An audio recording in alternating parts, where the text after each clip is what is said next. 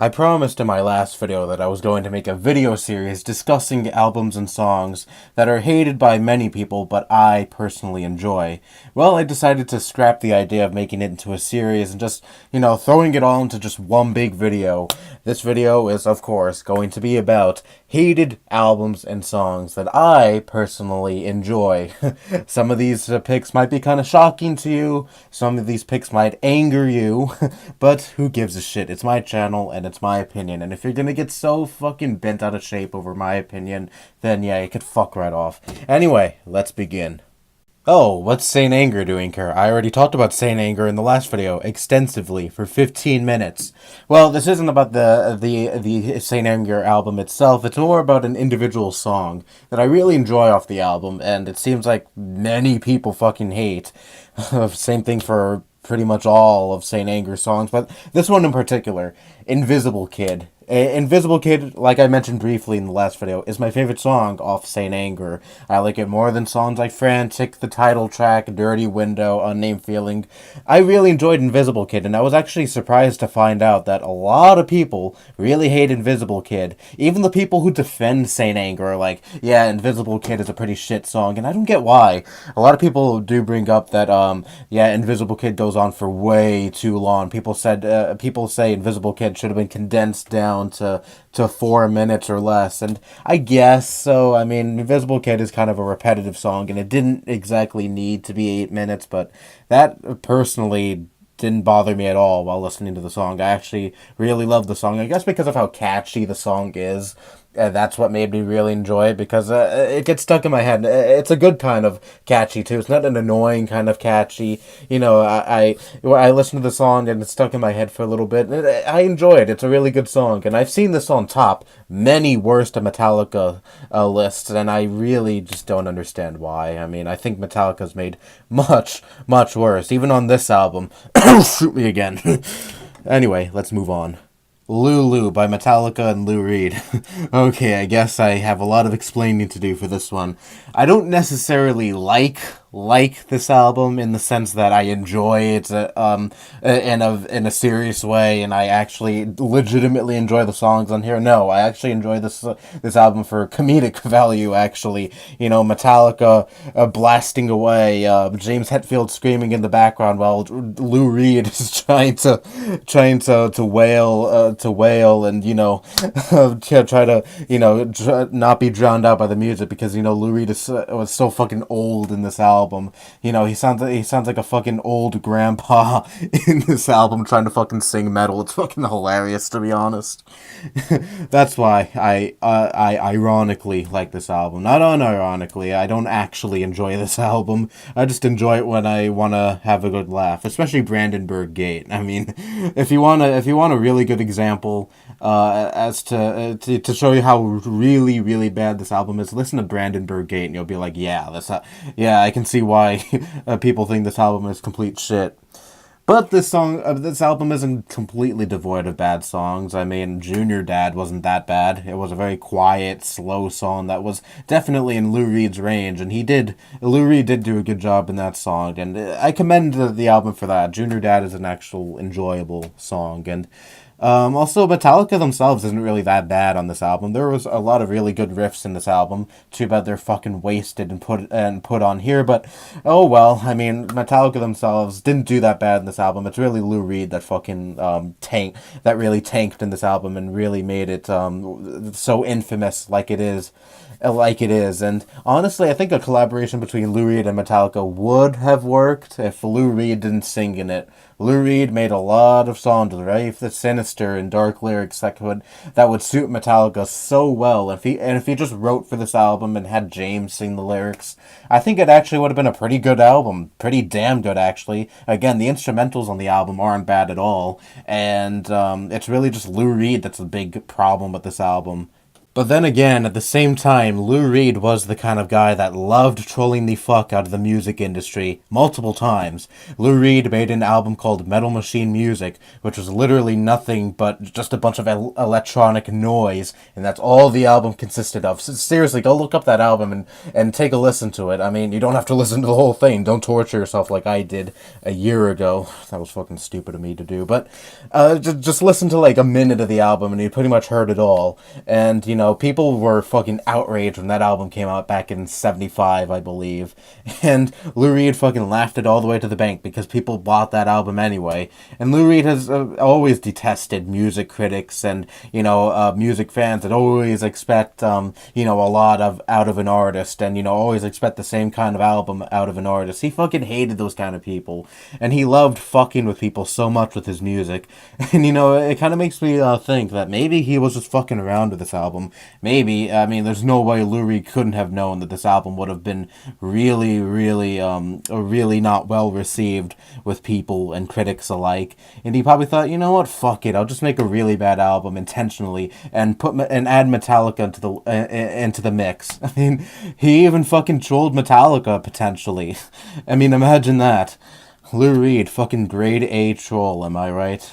Encore by Eminem. Back in September, I was really getting into Eminem. I listened to his more classic albums like the Slim Shady LP, Marshall Mathers LP, and, of course, and my absolute favorite, The Eminem Show. And I was giving the rest of his discography a try as well, and I made it up to Encore, and, well, it wasn't as good as the previous three albums, of course, but still, I thought it was decent, and, you know, still had some really, really good songs on here, like Mosh or Like Toy Soldiers or the title track. You know, songs like those were really, really good. And even the songs that were absolutely detested off this album, I actually enjoyed. Songs like My First Single or Big Weenie, or Just Lose It or Ass Like That, which is actually my favorite off the album. I actually really enjoyed those songs. I thought those songs were funny. I thought they were enjoyable. I thought they were fun to listen to. I don't really have much of a reason as to why I really like this album. I understand the lyrics in this album can get really fucking retarded. Ugh, but still, I think it's a funny kind of retarded. A lot of people don't like the humor off this album. They're like, "Oh, self-deprecation jokes don't make the album any more funny." And instead, it makes the album even worse because you know the lyrics are shit, but you still decided to put shit lyrics in there anyway. I don't give a shit. I'm not going to take lyrics from Eminem all that seriously. Okay, I know Eminem has had a lot of songs where, you know, it has very deep and meaningful lyrics and all that, but still, Eminem also has a lot of songs that are just for comedic value and aren't really meant to be taken seriously in the slightest, and a lot of songs off Encore aren't meant to be taken seriously in the slightest, so stop being so fucking serious, okay? I know this song does have a few I know this album has some really shit songs, though, like Puke or Rain Man, or I'll probably get hate for this one, Mockingbird. Fucking hate that song. I never got the love for that song. But all that aside, maybe I'll make a whole separate video as to why I hate that song. I don't know, but still, the shit songs aside, I still really enjoyed this one. Of course, like I said, it's not as good as his previous efforts, but still better. It's still better than some of the other shit he put out later on, like Relapse, for example. And another album I'll get into right after this, which is right now, actually. Revival, Eminem's latest album that came out just back in December of 2017. And oh my god, when this album came out, it got so much hate. It still gets hate. I mean, it's a very new album still, despite being 6 months old. Still, I still consider that new. And people hated it so much when it came out initially. Oh my god. People were like, oh, Eminem turned into such a complete SJW. What the fuck happened to Eminem?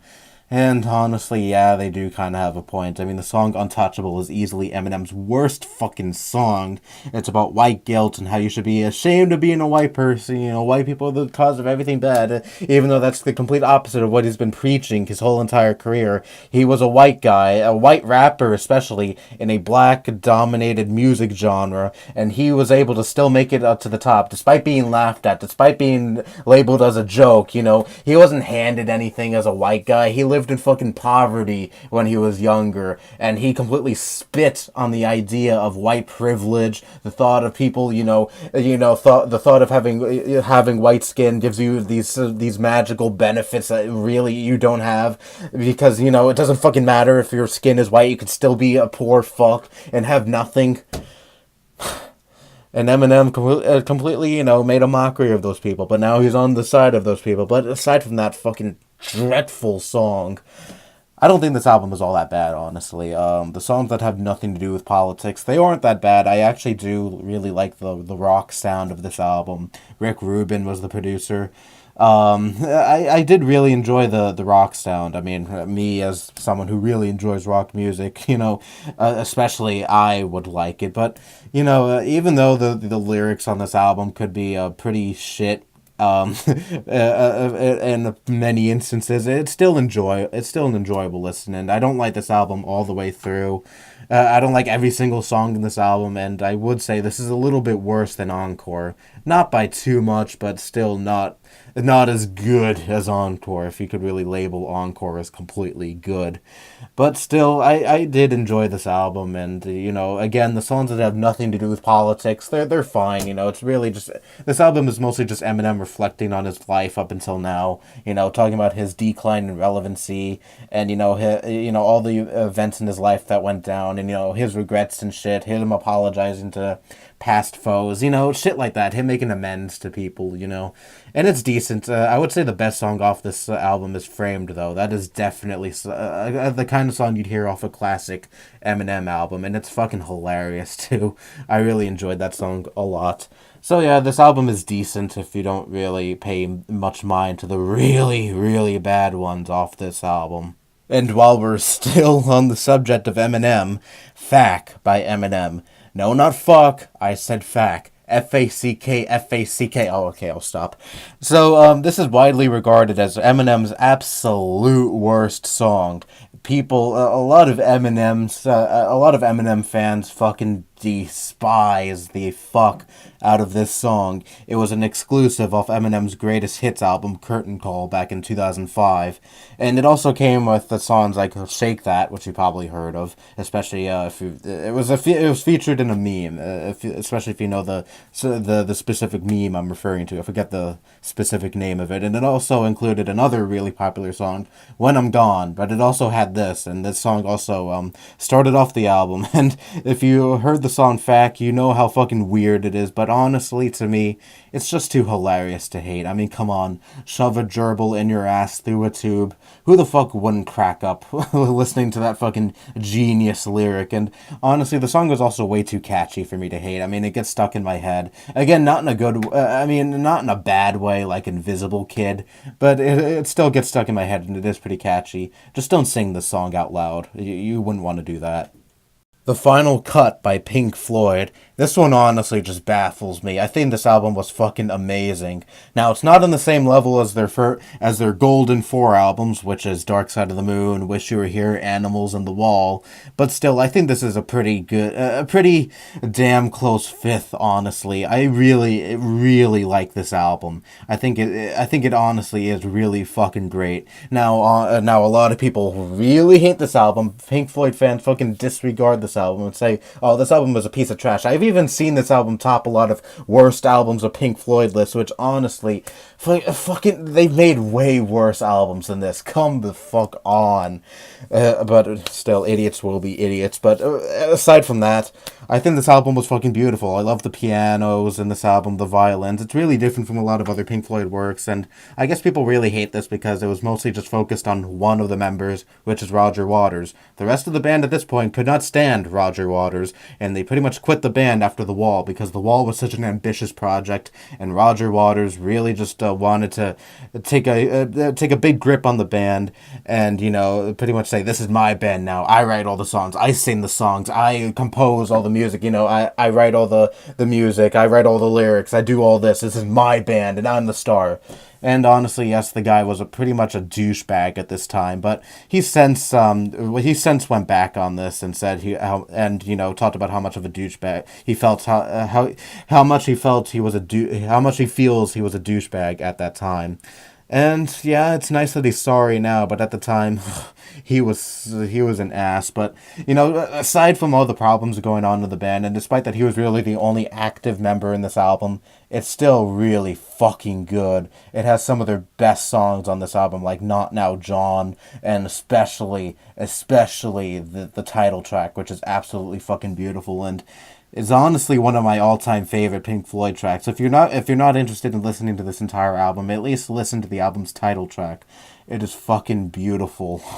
It still really just baffles me that so many Pink Floyd fans just disregard this album and write it off as trash, just because it's more of a Roger Waters solo project than an actual Pink Floyd effort. Because a lot of the band, because for pretty much most Pink Floyd albums before this, and The Wall, and hell, maybe even Animals, the band, it was more of a group effort. Everyone wrote their parts in the music, and it was more of a group effort than and then by Animals, kind of, Roger Waters kind of took a stranglehold of the band and wanted to become the big star. But before that, it was more of a group effort, and I guess that's why a lot of people just write off this album, because a lot of the band members did not partake in the production of this album. But disregarding that, it's still a damn good Roger Waters solo album, and it's definitely worth a listen.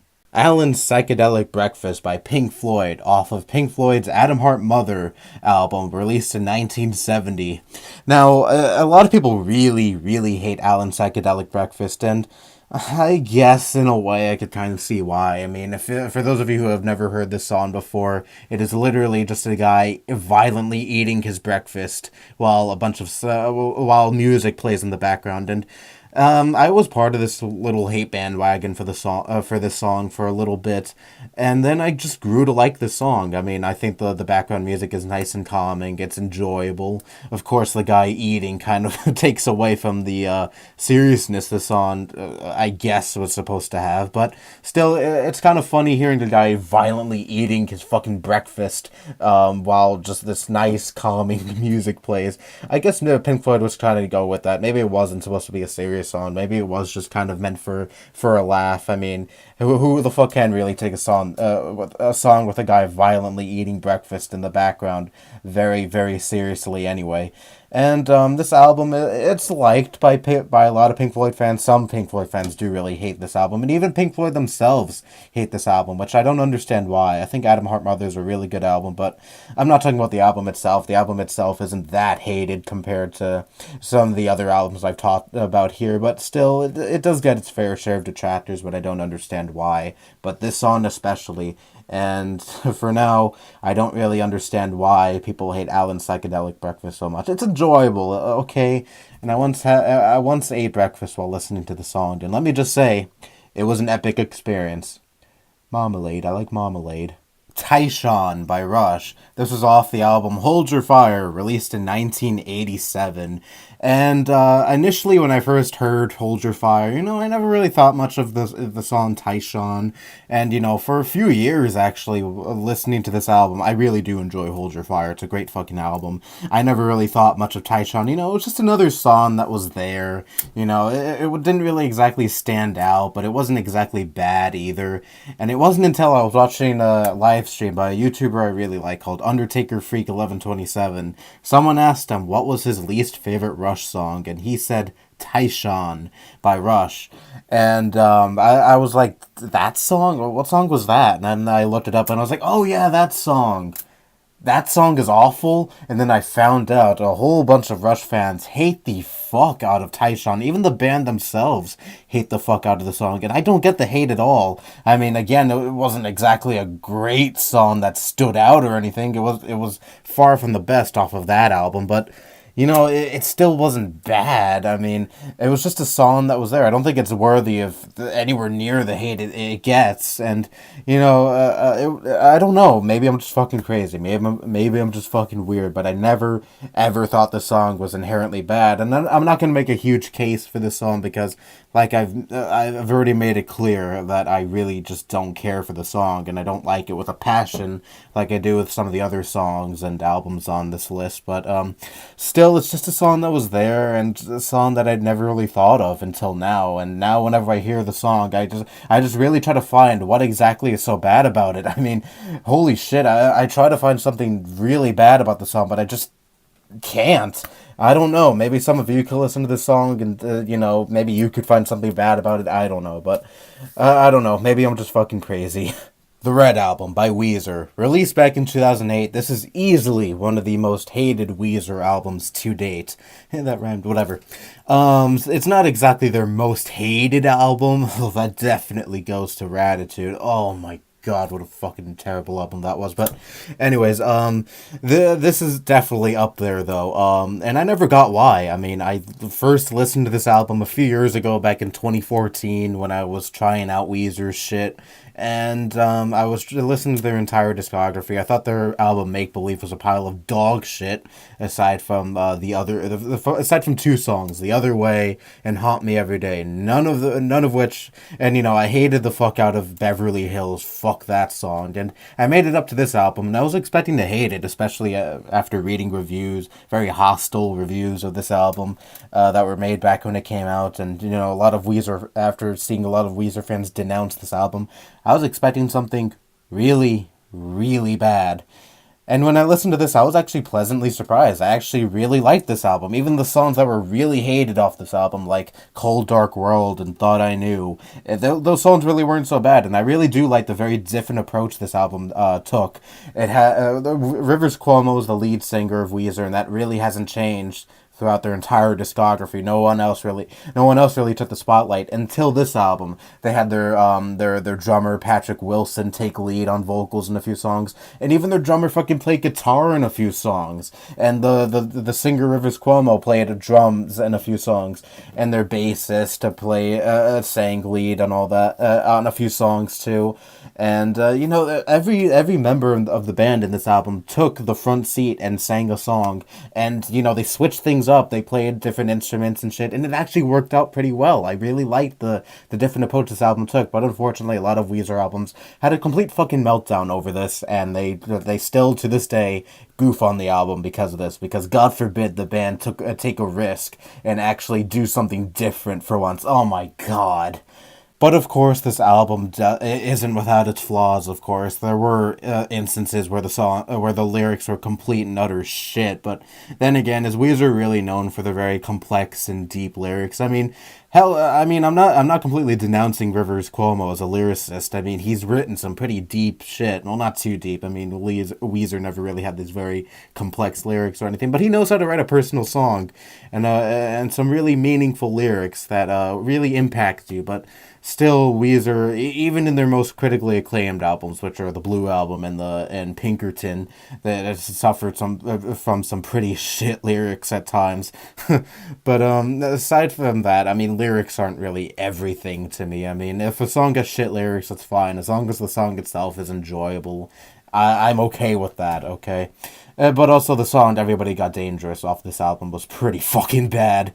I really did not like that song at all. But aside from that blemish, a pretty good album. Zoo Arpa by U2. U2 in general is a band that's hated by many people, but I personally really, really like U2. Despite their very Christian lyrics and me being an atheist, I could look past that.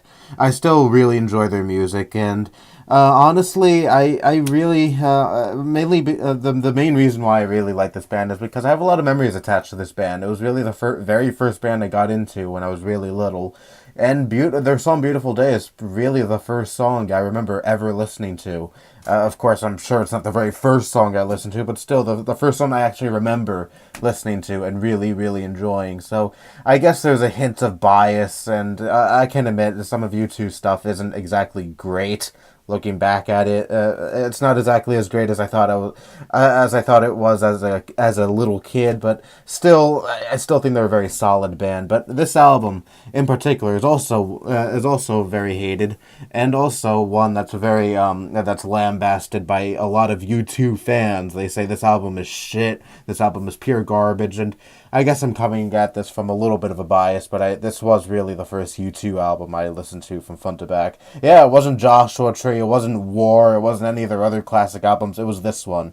My father really, really loved this album, and even he was like, yeah, you probably won't like this album if you listen to it. And I was like, no, I think this album is great. And I was like 5 when I told him this, and he was really, really surprised. And to this day, I think this album is really underrated and has some really, really underrated gems. Like, my favorite U2 song ever actually is on this album, Stay. Another great song is Lemon. Another great song is Babyface, and the title track is also really good. And the song they did with Johnny Cash is also really good. You know, I just really don't understand the hate that this album receives. I guess I can kind of understand it. It's a very experimental album, and it's especially very different from pretty much all of their classic albums. But still, I think this is a very, very solid effort regardless. Mr. Roboto by Styx, off of their album Kilroy Was Here, released back in 1983. February 22nd, 1983, the day known by many Styx fans as the day Styx died. And I'll be honest here, the album this song came off of was complete dog shit, but Mr. Roboto, the song itself, I really like it. I mean, so many Styx fans hate the fuck out of the song. I know my family hates the fuck out of the song. They're like, oh, Styx was so good until they released this song. Mr. Roboto is synonymous with Styx dying and, completely selling out and abandoning the rock sound. But, okay, yes, I do understand that when Mr. Roboto came out, Styx was never the same, and they never exactly recovered from this single because they got so much backlash when they first released Mr. Roboto because people started calling them a sellout band, and I could understand why people associate Mr. Roboto with the death of Styx, but honestly, I really like the song anyway. Regardless of the song completely destroying the band's career after this song, I really just don't mind the song. It's really catchy, honestly. You know this song. You definitely have heard this song before. It's the one that goes, Domo arigato, Mr. Roboto. Look up the song. You'll recognize it right away. But still, I find the song amazingly catchy. I really love this song, and honestly, if you notice, it's it's something you notice with a lot of these songs that a lot of people hate, but I don't. It's the catchiness of a lot of these songs, and honestly, I'm just a huge sucker for really catchy songs. I mean, it's by no means a great song, and it is by no means as good as a lot of what Styx has done before this album and this single, but still, I think it's a good song regardless. My World by Guns N' Roses off their User Illusion 2 album, released in 1991. For those of you who don't know, User Illusion was a double album by Guns N' Roses, and these two albums were released in a very short period of time. I think each album was separated by just 2 weeks, I believe, and the song My World, the very last song off of the second album in this little double album thing Guns N' Roses did in 1991, is widely considered by many Guns N' Roses fans to be their absolute worst song. People are like, "Oh, My World is such pure garbage. It's a horrible way to end off User Illusion 2." And I honestly think it's a really good way to end off the double album, the User Illusion albums, because they were such really crazy albums. It was just a very ambitious project. Honestly, so many songs, and this is pretty much just one big album. And I think having this crazy little industrial Nine Inch Nails ish piece ends it off very well. It's not like the song drags out or anything.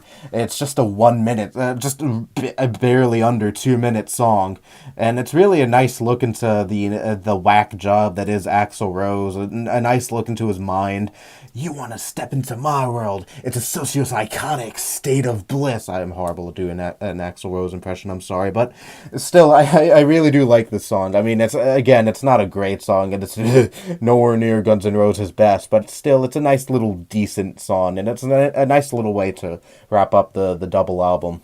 Chinese Democracy by Guns N' Roses, and this is easily considered by many Guns N' Roses fans to be Guns N' Roses' absolute worst album, and yeah, they're right. Unfortunately, they're right. I'm not going to make a huge case for this album because I'm not in love with this album or anything. But this album was released back in 2008, and it took and their last album was really User Illusion 2 back in 1991. The User Illusion double albums were really the last thing they did, all the way back in 91, and it only took them all the way until 2008 to make a new fucking album. And it's not even from the whole band. It's just really Axl Rose that's the last original member of the group that is contributing in this album. And it's not. I mean, I like it. I think it's a good album. I think it has some decent songs, and my favorite off this album is the title track, which is also the opening track to this album, and I think it's really good.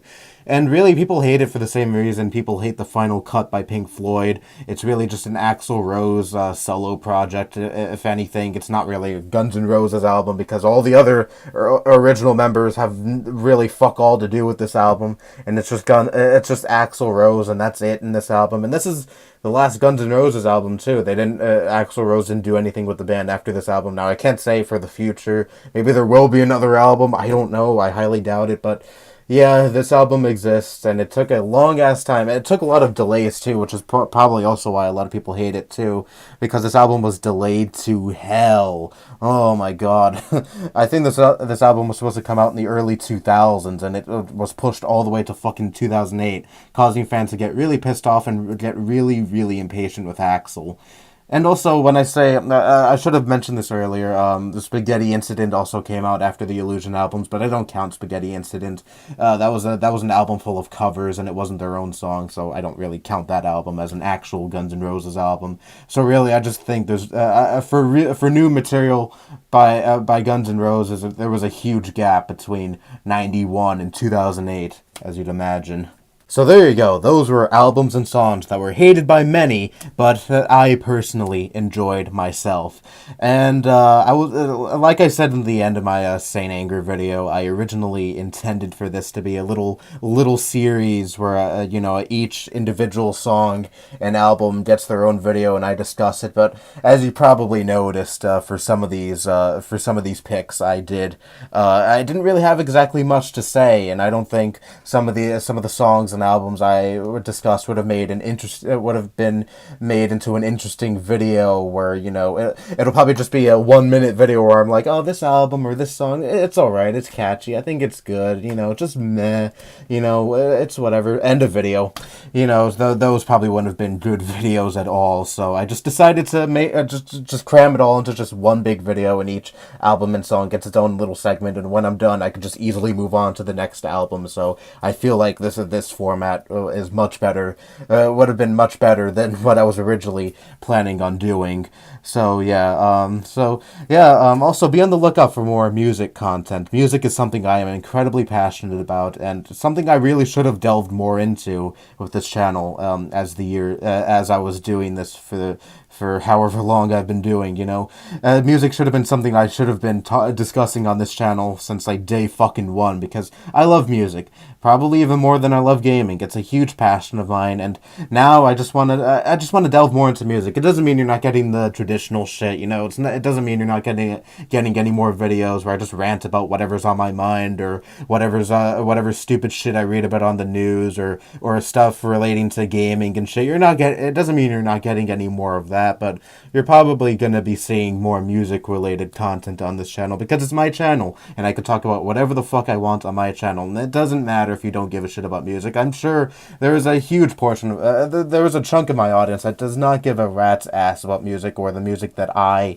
personally enjoy, and that's fine, but it's my channel and I can talk about whatever the fuck I want. And I do know there is a good chunk of my audience that does like music, more particularly the kind of music I like, so it'll appease those people. So yeah, be on the lookout for more music related content if you give a shit, and if you don't, well, oh well. I'll discuss it anyway, regardless of whether or not you're interested. So anyway, with all that said, that's all I have to say. Bye bye.